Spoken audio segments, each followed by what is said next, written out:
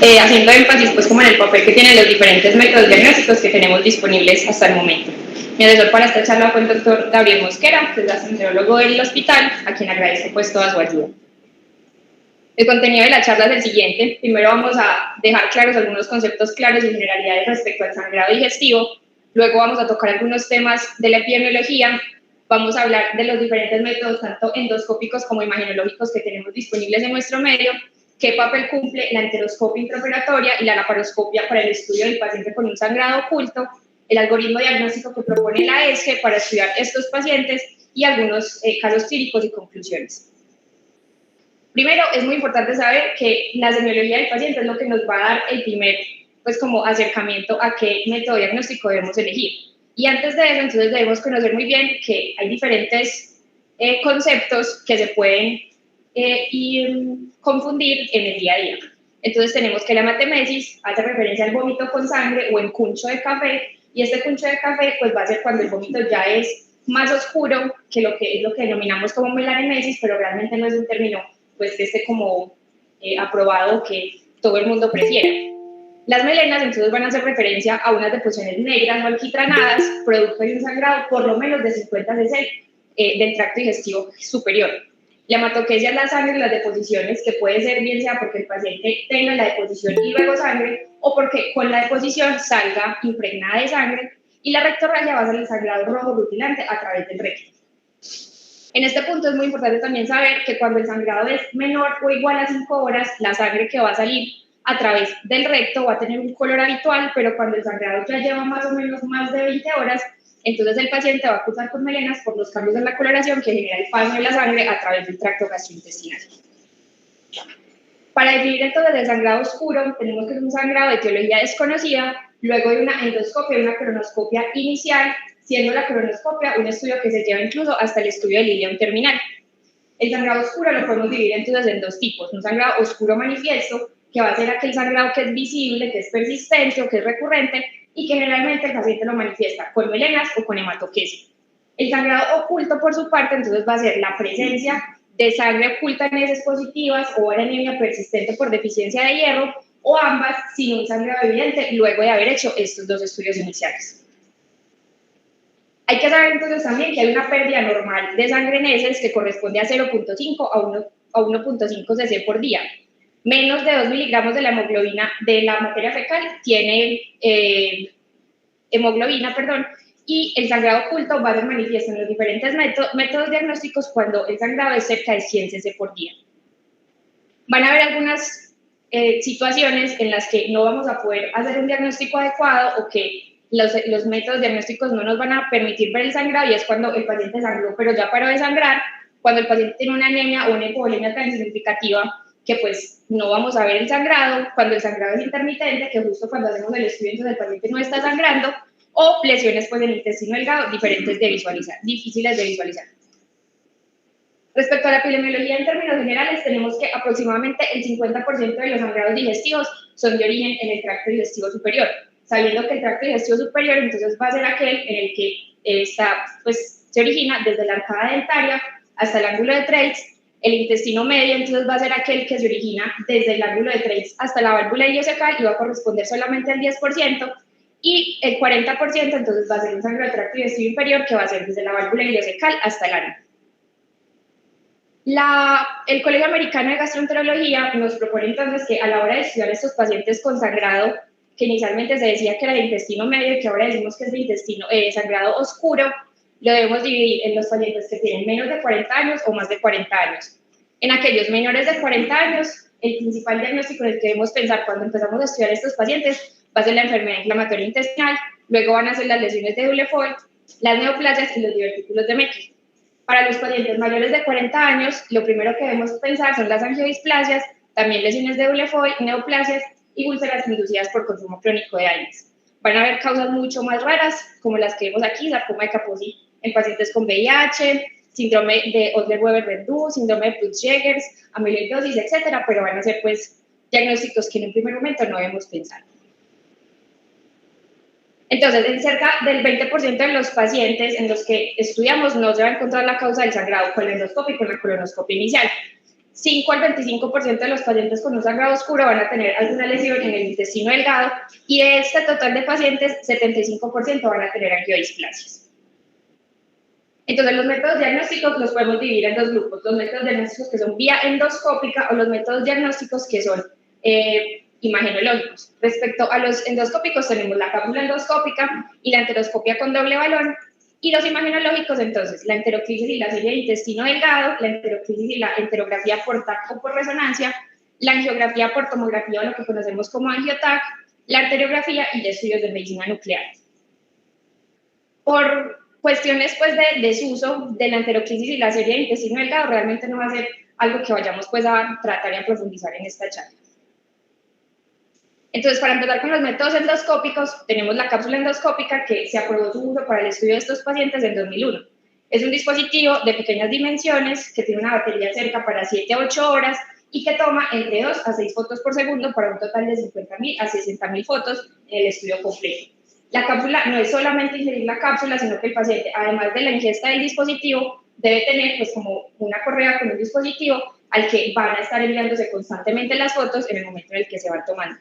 Como podemos ver, es un dispositivo que mide entre 2.5 centímetros de largo y 1 centímetro de ancho y que tiene diferentes partes. El ángulo de visualización que ofrece la cápsula endoscópica es un ángulo de 170 grados y digamos que este es, entre comillas, la principal desventaja, pues porque no va a tener un ángulo de 360 grados con el que podamos evaluar todo el tracto gastrointestinal.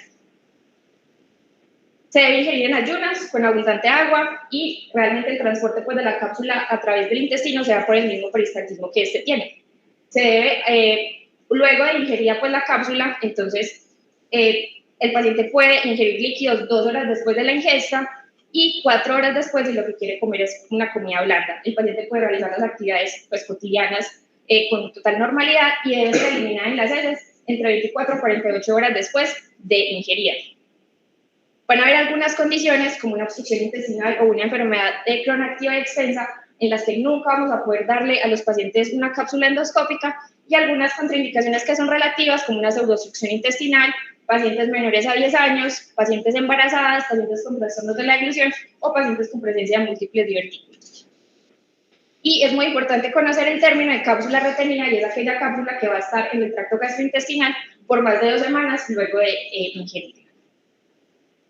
Respecto a las ventajas, entonces la principal ventaja que nos ofrece la cápsula endoscópica es que tiene una visualización directa de la mucosa intestinal y que tiene una mayor probabilidad de detectar el sangrado en aquellos pacientes que tienen una hemoglobina menor de 10, que el sangrado es persistente o que es recurrente y si el sangrado se presentó en las primeras 2 semanas de yo haber realizado el estudio. ¿Cuáles son las desventajas? Que pues no permite evaluar la distensibilidad del tracto gastrointestinal, no podemos reexaminar algún segmento como el que hayamos visto algo, nos hayan quedado algunas dudas, no podemos tomar biopsias, no podemos hacer intervenciones terapéuticas y va a estar limitada en pacientes, como les mencionaba anteriormente, con algunas de las entidades que les conté, o porque el paciente no haya hecho una buena preparación, tenga restos alimentarios, tenga trastornos de la motilidad o pues el sangrado sea muy abundante.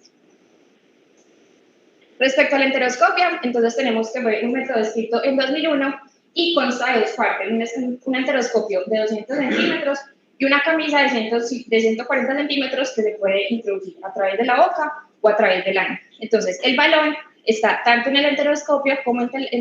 en la camisa y pues lo que se hace, lo que vemos acá, a medida que avanza el enteroscopio, vamos avanzando con la camisa pues para poder ir evaluando todo el tracto gastrointestinal. ¿Cuáles son las ventajas? Que se puede abordar tanto, pues se puede hacer tanto por vía oral como por vía anal, y si se hace por ambas vías, se logra una revisión completa del intestino delgado en el 86% de los pacientes y también ofrece pues, opciones terapéuticas. Sin embargo, su principal desventaja va a ser que es un método invasivo, que es de larga duración, pues si lo tenemos que hacer vía oral y vía anal, van a ser muchas horas de estudio.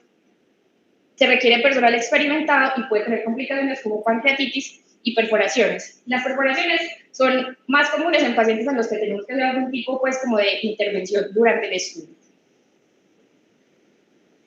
Y ya pasando a los métodos diagnósticos por imagen, entonces tenemos la enteroclisis y la enterografía por TAC, que lo que buscamos con estos estudios es lograr una distensión de las asas intestinales con un medio de contraste que generalmente va a ser, el oral va a ser varitado, y un medio de contraste intravenoso que generalmente va a ser con yodo.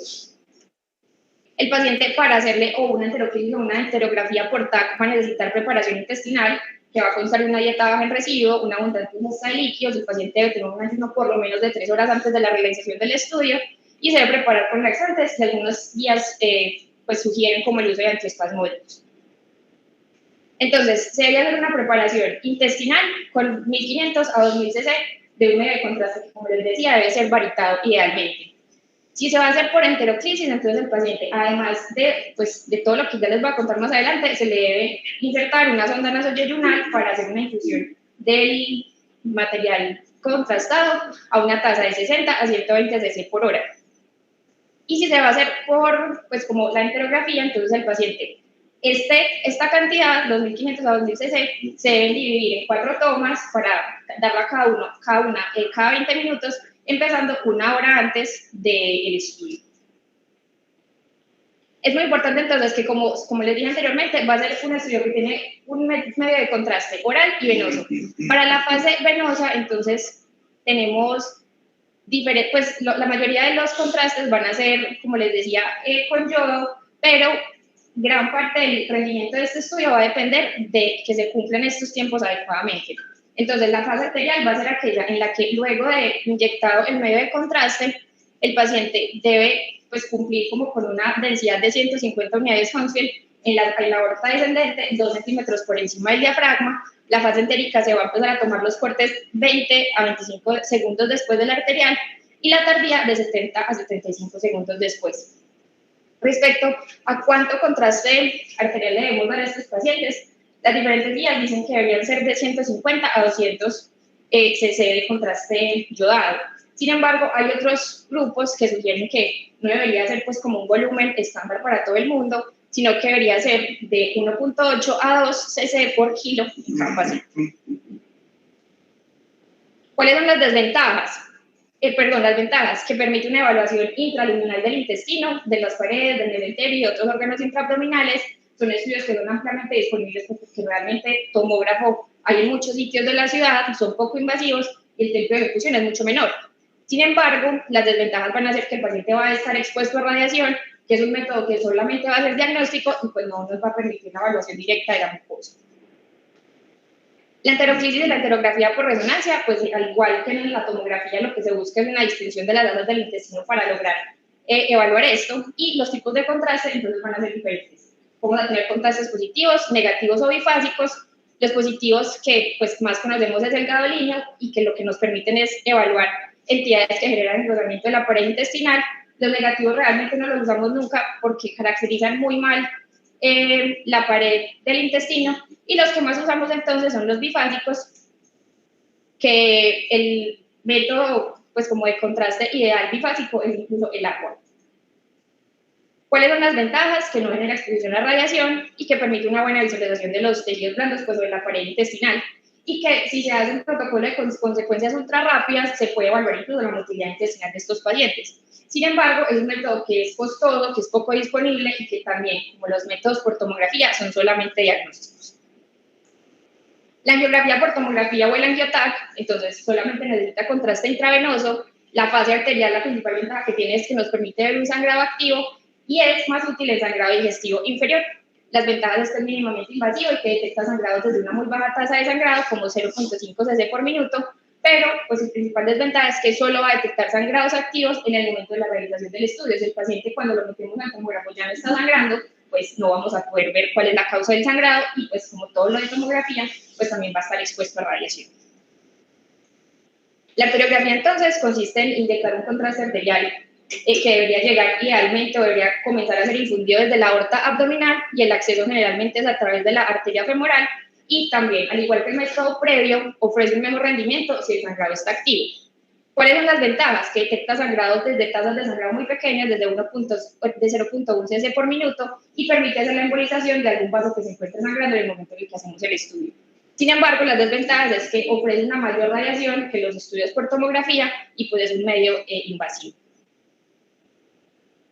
Los estudios de medicina nuclear realmente detectan también sangrados con una muy baja tasa de sangrado activo en el momento en el que lo hacemos. El principal contraste, entre comillas, que usamos es el tecnesio 99, pues que realmente es un radiofármaco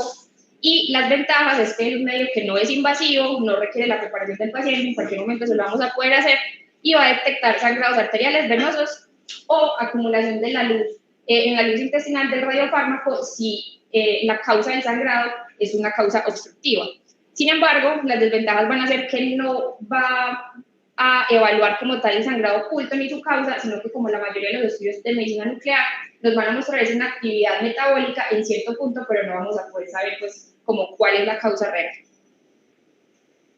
Entonces, cuando uno revisa este tema, los principales estudios en la actualidad lo que hacen es comparar principalmente la cápsula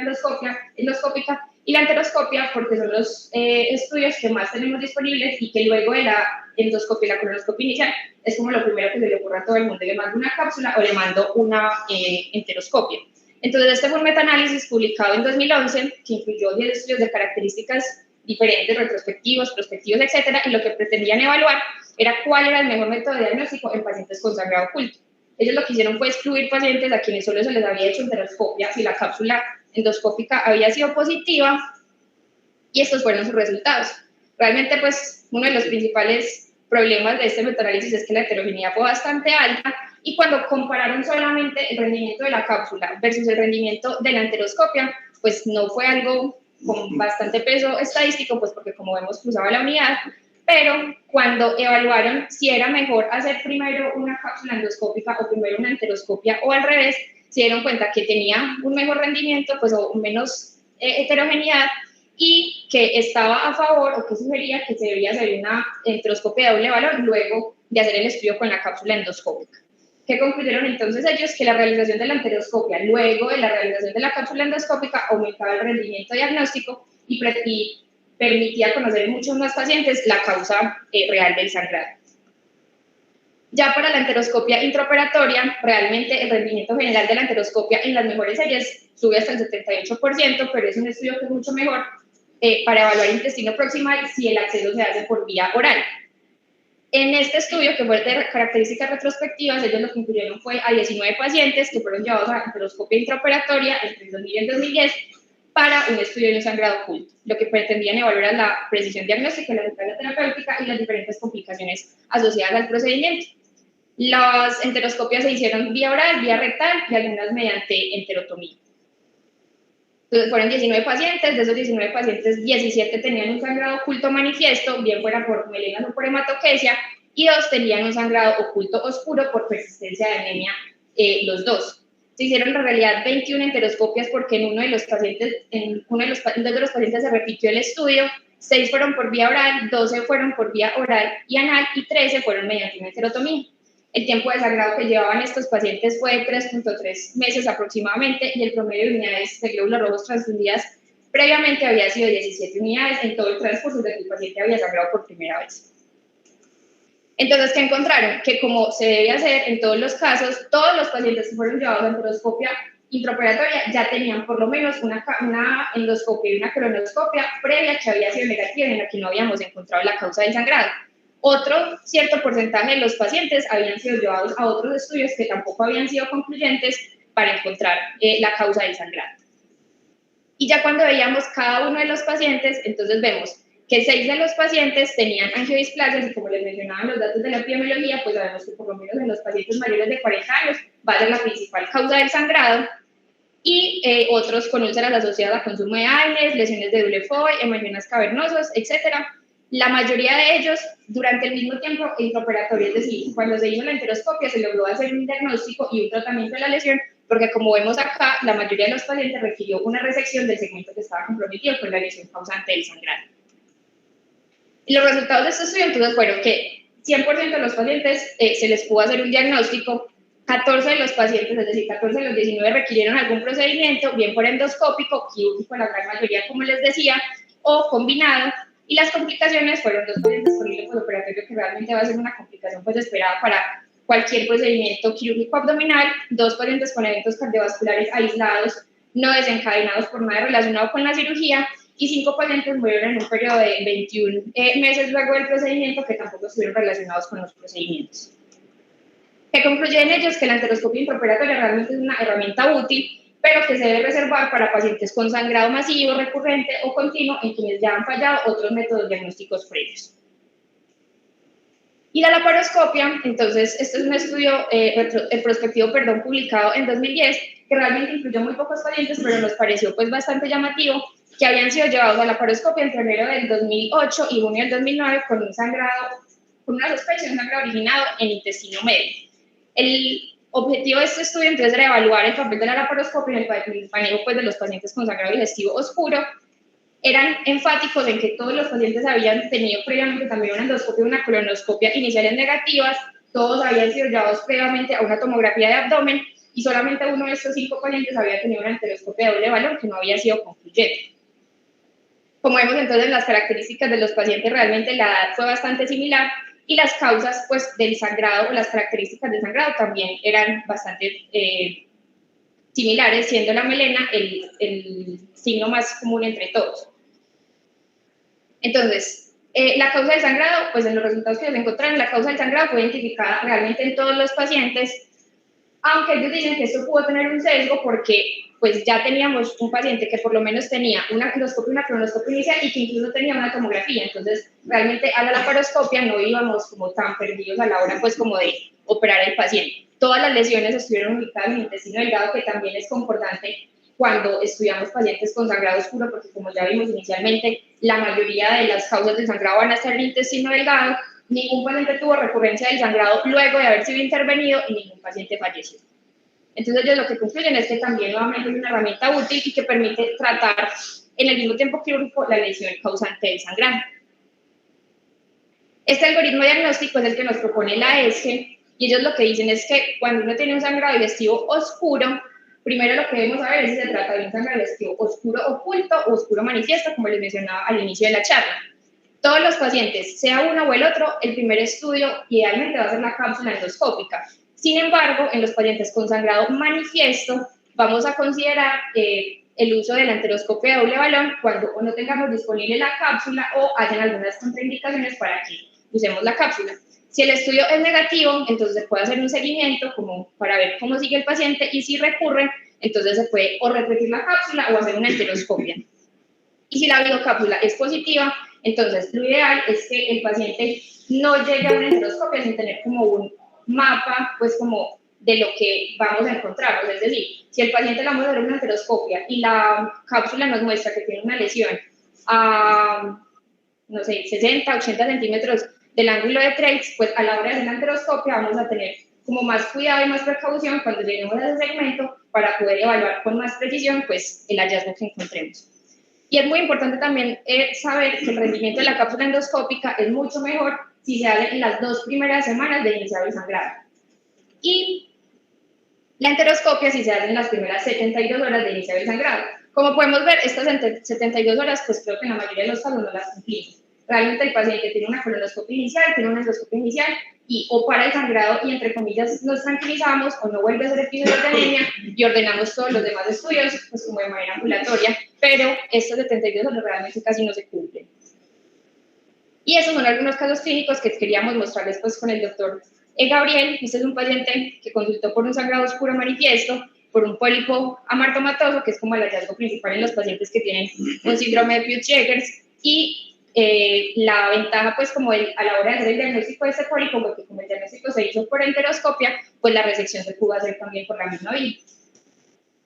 Este es un paciente con un sangrado oscuro manifiesto, con una anemia grave incluso de 4, por una ascariasis masiva, como podemos ver acá. Este es un paciente con un sangrado oscuro manifiesto secundario a un síndrome de Weber, que son las telangiectasias hereditarias, y como vemos acá también, vía enteroscopia se pudo hacer manejo pues como de todas las lesiones que estaban sangrando y que estaban ocasionando los síntomas del paciente. Este es un paciente con un sangrado oscuro manifiesto, con melenas y una anemia grave secundario a unas úlceras, como podemos ver acá, por un consumo crónico de AINES. Y ya para finalizar, entonces tenemos que lo más importante en el primer momento es individualizar nuestro paciente.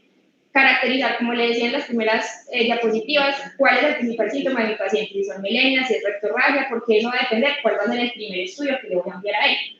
Conocer el estado hemodinámico también, porque entonces van a haber pacientes que llegan con unos sangrados masivos en los que decimos, bueno, puede ser una hemorragia de tracto digestivo superior, puede ser tracto digestivo inferior, pero el paciente sigue chocado, le pongo las unidades, le pongo soporte, el paciente no mejora, entonces quizás ese paciente no se va a beneficiar de ningún estudio endoscópico, sino que se va a beneficiar de estudios por imagenología, incluso por radiología intervencionista, en los que le podamos ofrecer un manejo inmediato al paciente. La cápsula endoscópica, siendo un muy buen método diagnóstico, tiene sus limitaciones, como les mencionaba inicialmente, y no es ideal en todos los casos. Los pacientes que tienen obstrucción intestinal o los pacientes que, como les mencionaba, tenían enfermedad de Crohn, pues no se van a beneficiar de este método en una primera instancia. Los estudios endoscópicos no son inocuos, por lo que también deben ser ordenados, pues como estrictamente, para evitar las complicaciones. La principal complicación va a ser la perforación, y aunque les mencionaba que la perforación va a ser mucho más común en los pacientes en los que se hace endoscópica, pues el solo hecho de manipular el intestino a través de la luz con un dispositivo que es pues puntiforme puede generar una perforación. Y se debe recurrir al manejo interdisciplinario cuando persiste el sangrado o la anemia y no encontramos un diagnóstico. Nosotros como cirujanos la mayoría de las veces hacemos la endoscopia, la colonoscopia, incluso la cápsula, pero ya cuando el paciente sigue sintomático, sigue con el sangrado o sigue con una anemia que no nos responde pues como a ningún tipo de manejo, deberíamos consultar a otros especialistas para que nos den más luces acerca de qué más podemos hacer con este paciente. Espera.